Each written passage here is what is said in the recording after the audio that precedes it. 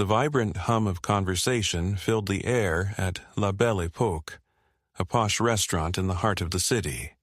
Soft jazz melodies floated between the tables, providing a romantic backdrop to the clinking of cutlery and the occasional burst of laughter. The restaurant was filled with well-dressed patrons, each indulging in gourmet dishes, fine wines, and the unmistakable allure of exclusivity. Maria stood behind the elegantly crafted bar, her dark eyes scanning the white tablecloths laid out in meticulous precision. As a black waitress in such an upscale establishment, she had learned to navigate the intricacies of the dining experience with grace. Every day reflected her commitment to excellence, yet also underscored the weight of the stereotypes she faced. From the moment she clocked in, she adorned her apron as a shield, masking the doubts that brewed beneath her composed exterior. She held her head high, emanating a sense of pride for the work she did. Maria loved this place, its ambiance, the food, and most importantly, the community they created. But the duality of her experience lived in the shadows of every table she approached. Suddenly, the door swung open, and the air became charged with expectancy. Among the patrons stepping in was Mr. Grant, a well-dressed, middle-aged man with a commanding presence that could fill the room. His tailored suit reeked of affluence and entitlement, and his cold demeanor set him apart from the other guests who were lighter in spirit and more appreciative of the restaurant's charm. "Is this where I'm supposed to be seated?" he demanded curtly, interrupting a conversation between two waitstaff as he strode into the restaurant. His voice boomed, causing a few heads to turn. "This place comes highly recommended, but I expect to be treated as such." With a measure of professionalism, Maria approached with her notepad ready. "Welcome to La Belle Époque. May I take your name, sir?" She smiled, the practice of her craft replacing any anxiety that threatened to surface. "Grant, Mr. Grant," he replied, his tone dripping with condescension as he victoriously scanned the room, observing everything with a hint of disdain. "I assume you're the one serving me? Let's hope you do better than the help I've seen around here." She suppressed the sigh that threatened to escape her lips, reminding herself to breathe through the frustrations. "I'm sure you'll enjoy our specials today. May I start you off with something to drink?" "Water's fine, but make sure it's fresh. I can't imagine this establishment serving anything subpar," he sneered, his eyes lingering on her as if evaluating her worth, and finding it lacking. With a quiet nod, Maria turned to fetch the water. As the cool liquid poured into the crystal glass, she felt the weight of Mr. Grant's contempt pressing against her, but she inhaled deeply, channeling strength from the floor beneath her feet. This was a temporary state, a dance that played out far too often, but one she would navigate with grace. Returning to his table, she set the glass down with fluidity, maintaining eye contact despite the fire behind his stare. She carried herself with confidence only those acquainted with struggle possess, locking away the need for validation that had eluded her for so long. "Now, let's discuss the food," Mr. Grant demanded, clearly expecting her to jump to his every whim, as if she were there to serve him in a personal capacity than as a waitress.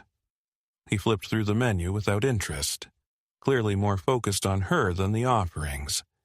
She catered to him with poise, detailing the specials with an authenticity laced with pride. "Our chef's special today is a seared scallop dish, accompanied by garlic mashed potatoes and seasonal vegetables. It pairs beautifully with a house white wine." "Are you encouraging me to consume the remnants of what's left on the floor?" He chuckled mockingly. "I trust someone of my caliber knows better than to indulge in such lowly fare." Panic spread through the waitstaff who worked nearby. Their eyes communicated concern, but no one dared intervene. That was the unspoken rule in restaurants like this. Interfering could lead to repercussions for everyone involved, risking their livelihoods for the sake of one woman. Despite the humiliation, Maria remained calm and professional, her heart racing as she fought the urge to respond with indignation.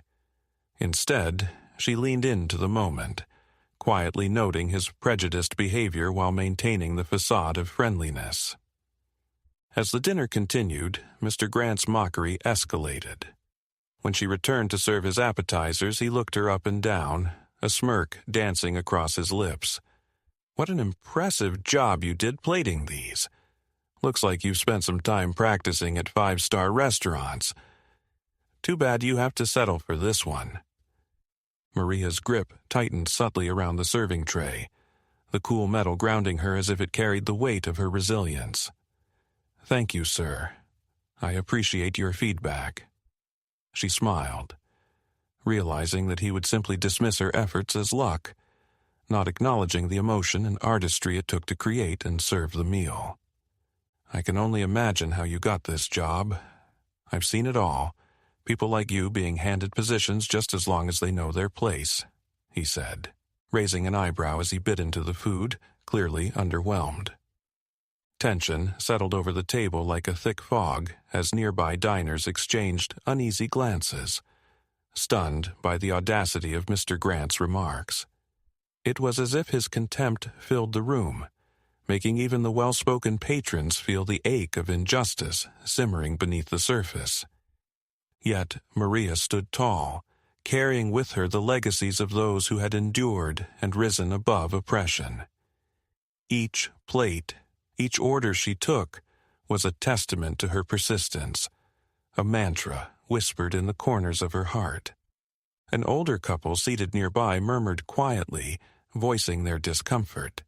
"Someone ought to intervene," the woman whispered, her voice tinged with disapproval. "That man has no business speaking to her like that." Equally discontented, Maria's co-worker nodded in agreement. "I can't believe how he's treating her. She deserves respect." But each of them questioned whether challenging Mr. Grant would create an escalated conflict that affected not only Maria, but themselves as well. Shielding the storm of emotions surging within her, Maria pressed on with her duties, deliberately focusing on the rhythm of the restaurant. She approached Mr. Grant's table again, prepared to take his order for the main course. "Sir, may I take your main course order now? Can't you see I'm waiting?" he snapped, barely glancing up from his phone. "You people need to stay in your lane. Wherever I travel, there's always someone who tries to compel me that this place is the best." The words rattled like stones thrown against a glass window. In that moment, Maria wished she could shatter the hold he had over the atmosphere, but she also understood her battle required a different strategy. The wounds pressed against her heart, each word a delicate blade that carved reminders of every struggle she had lived through. "Hard work builds an appreciation, doesn't it?"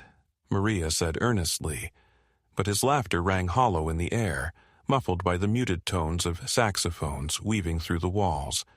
The glimmering chandeliers flickered above, outshone by the flickering shadows beneath Mr. Grant's commentary, and for a brief moment Maria closed her eyes, letting the music wash over her, reminding her of the beauty that thrived beyond prejudice. As she walked away from the table, she collected herself, reassuring herself once more that her worth went beyond the confines of this encounter. Back at the bar, she couldn't help but overhear conversations brimming with dreams and aspirations. "How excited are we for the summer menu?"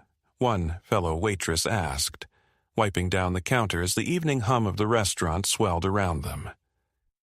"I can't wait," Maria said, injecting a hint of pride into her voice. "We're introducing some really exciting dishes, expanding our influence in the culinary world." The conversation flowed, and through her casual remarks, Maria offered glimpses of her passion for the culinary arts and dreams that reached far beyond the apron she wore.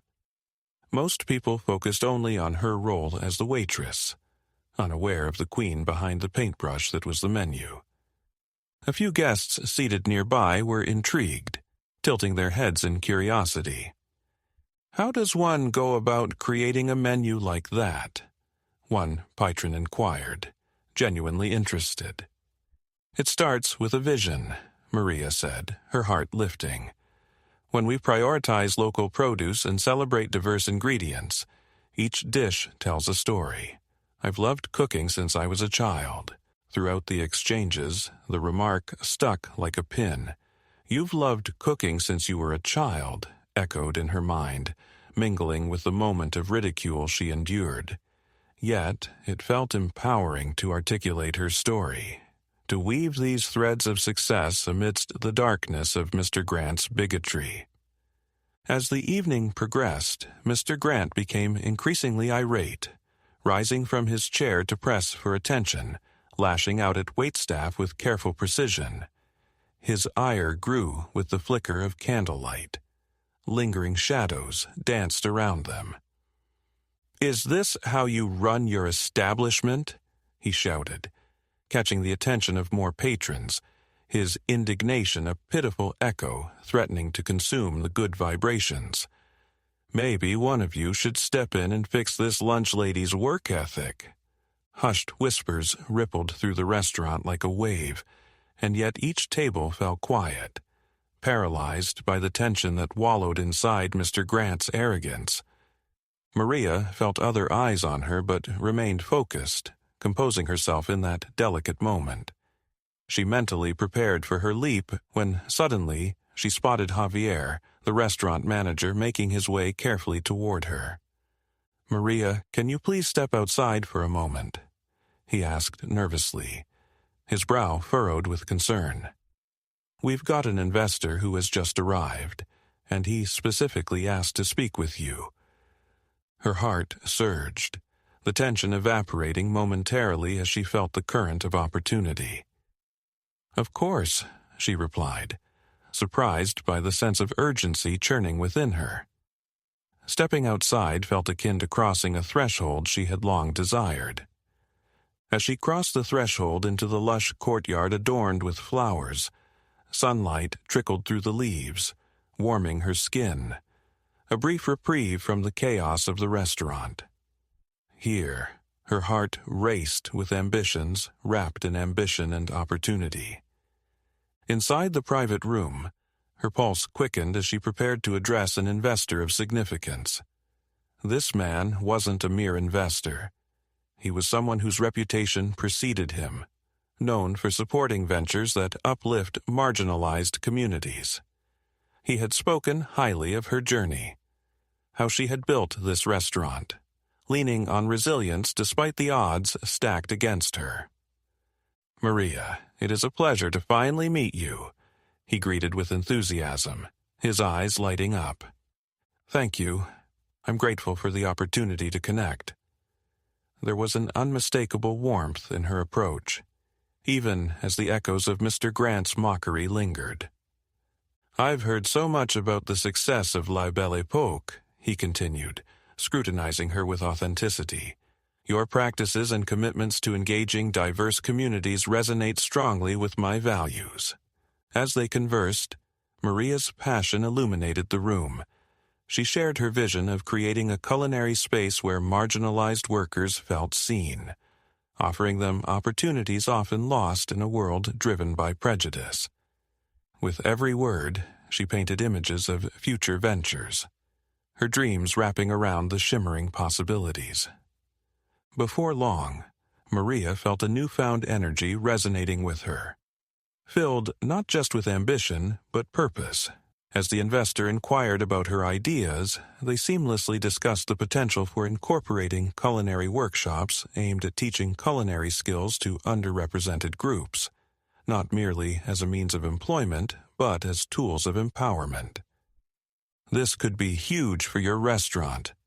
Imagine providing scholarships and opportunities to those who need them most," he enthused, his enthusiasm sparking waves of exhilaration inside her.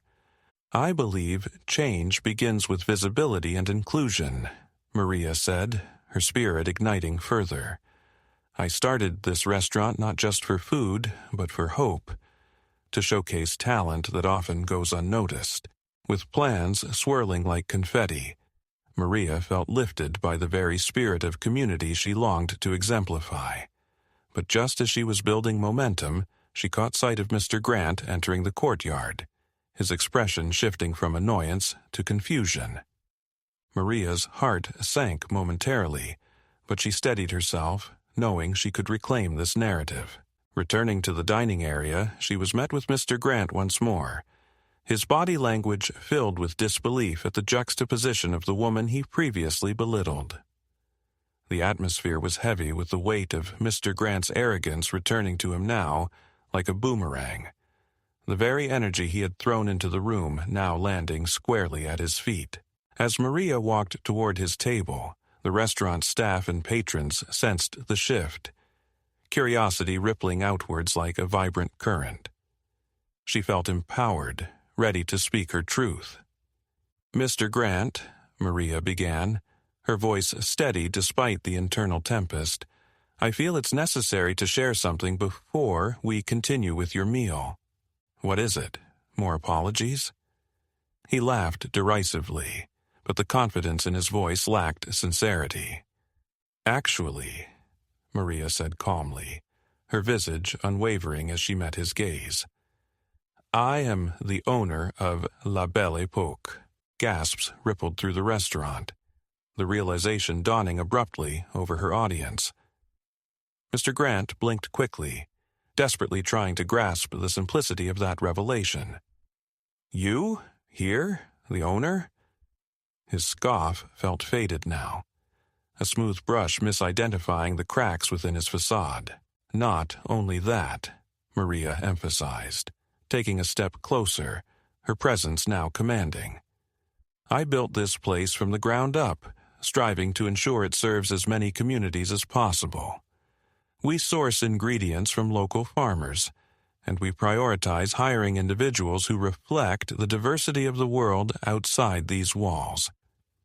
His eyes widened in disbelief, unable to reconcile his past perceptions with the truth unfolding before him. Maria observed his expression, a flurry of emotions playing across his face, the arrogance dissipating, vulnerability peeling back layers he tried so hard to shield beneath pride. Drawing a breath, Maria continued, "Your behavior affects not only me but also my hardworking staff and every single person who walks into this restaurant looking for respect." Her voice filled the silence around them, a rich tapestry of resolve weaving through her words.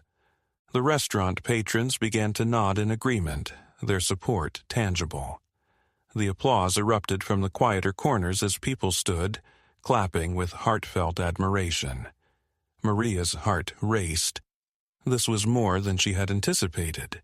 It felt like the world around them was embracing the change they all so desperately craved. "Why don't you have a seat, Mr. Grant?" Maria calmly suggested, allowing the weight of the request to settle heavy in the air around them. "You might learn something about humility by observing how we create an inclusive atmosphere here." Around them, the energy excitedly shifted, patrons eager to partake in this moment of accountability. Whatever slights faced that evening would recede in the wake of what mattered, coming together as a community to uphold respect and dignity. In the aftermath of that emotional confrontation, Mr. Grant sat there, frozen, more than just embarrassed, now painfully aware of his blunders.